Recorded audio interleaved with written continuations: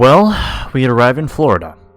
We met up with Harvey, and he was friendly, around his mid-30s, and he helped us with our bags to an unmarked van, then escorted us to the hotel that we were staying at. He then started explaining the situation, about the job we got, which, of course, we already knew, but he then told us about the situation with the cops. Again, we knew. Finally, he gave us the location to where the parents of the teens were staying at, which we will pay a visit to soon. We arrived at the hotel that we were staying at. As we settled into our rooms, each of us split up into 8 groups of 2, and I got roomed with Wrecker. As soon as we settled, the others came to our room so that we could plan our next moves for the next 2 days. It was already 2000. In case you don't know what that means 8 p.m. in military time. We thought it was time for us to pay a visit to the family of the missing teens. I asked everyone to see if they were down with the plan, and they agreed. Wait, Fives, we can't simply just walk up to them and say, "Oh hey, there we are, mercenaries who were hired to find your kids who we believe are on the abandoned island that's just across from Disney World," Wrecker said. And suffice to say, everyone agreed on that. I know.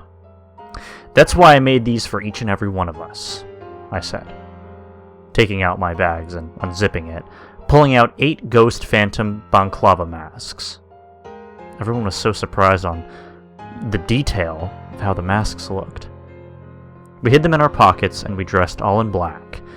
We especially put black gloves on our hands for no finger scanning recognition. We called Harvey to come get us, and to take us to the location of the parents.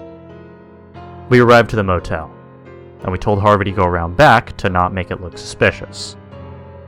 We all put our masks on, and we saw one of the parents Harvey described to us. They were on the first floor.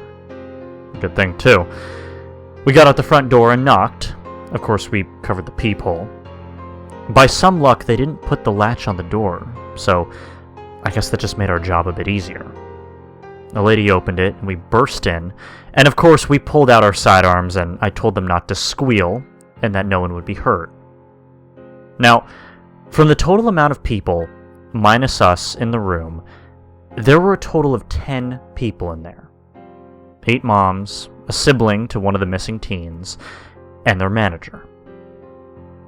"Who are you guys?" one of the moms asked me. "We are known as Ghosts, a small, ruthless team that isn't afraid to get our hands dirty. Unlike certain people who we call snowflakes."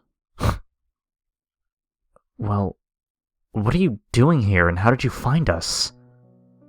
one of the other moms asked. "We were hired to find your kids. Now, see, we have a resource who believes that they know where exactly your kids may be." Wrecker butt in. Where? Where are they? And who is your resource? Who hired you for this?" "We have to go to the police. We've been searching for them for the past 4 weeks. They kept whining and complaining, but simply put, I just told them to shut up. All we can tell you is that we will find your kids. Okay? That's all you need to know," I said. "We're calling the police," one of the moms said. "Huh. Go ahead. We ain't scared of no popo. Call them. I dare you," Blackheart said. Wrecker told him to calm down, and I told him that you can try, but that we would be long gone before they would get here. As the parents huddled to talk things over along with the manager, we just slipped out of there like ghosts. We got to the van where Harvey was waiting for us and sped off. Heading back to the hotel, we went into our rooms and rested up for the next day, as to recon to the island with the drone that Eagle Eye made himself. I'll tell you more about that, but for now, I just need some rest. I'll tell you more once I have my sleep. As the sun rose for the day, the others have gathered to me and Wrecker's room to see what Eagle Eye has said about using his homemade drone to do recon. As he showed it to us, it was actually the size of your palm and had a small camera attached to it. But the controller had a big screen on it. Now, see, what it sees, it was an actual good HD mode. I said to Eagle Eye, "Well, that's pretty impressive." "Thanks. Now let's get to reconning," he said. As he was setting up the drone to fly, I took out the map of the island Trench gave me and was ready to pinpoint where the drone will enter. And in case if the drone doesn't make it back, we got the map as a backup. As Eagle Eye sent off the drone to fly, we could barely even see it. But from the controller, we saw it looking at us and taking off to the skies. We saw it passing the park, which then brings up that there will be an event happening at the park at night. Now that probably would give us an advantage if things go well to plan. Eagle Eye then circles the perimeter to see what opening we can slip to enter the island without being detected. We then found one which should have had good cover. I pinned where it was at, and we then continued to the island. As we circled the outside of the island, we saw something moving fast in the tree lines. We tried to see what it was, but it quickly disappeared. Given that we couldn't see it anymore, we just continued on. Eagle Eye then moved the drone to the island. It was a bit freaky inside of it, not gonna lie. A lot of trees and grass growing on the rides that was once a happy place for kids, and cages that once belonged to animals, but now it's been taken over by nature. We then heard a weird noise from Eagle Eye, so we turned the drone to look up and down all over, but didn't see anything. We thought it was a bird or something. After all, there are animals wandering over there. We looked everywhere to see if the kids were still alive somewhere, but we didn't find a trace of them. We then possibly came to the conclusion that, well, they might be dead after all, and that this trip was probably all for nothing. We were about to tell Eagle Eye to pull back off the island, until he said, "Well, wait, guys, I see a rusted metal door. We didn't see that before on the map, or anywhere." We looked and we told him to get closer, our hearts beating faster, figuring that there might be hope, and until we knew it, we heard crying and someone calling for help from the inside of the metal door. We were all shocked to hear someone else from the island, and I asked Eagle Eye, "Does your drone have a mic so that we could talk to them?" He replied yes. "Then press it! Hurry!" I exclaimed at him. He did. "Hello? Is anyone there?"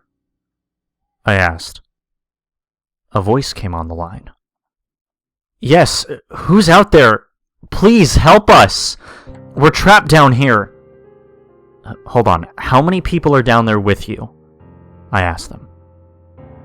"There's 9 of us down here. Please, just get us out of here," they said. 9 of them? I thought while looking at the others. We got the job for only 8. Who the hell is the 9th one?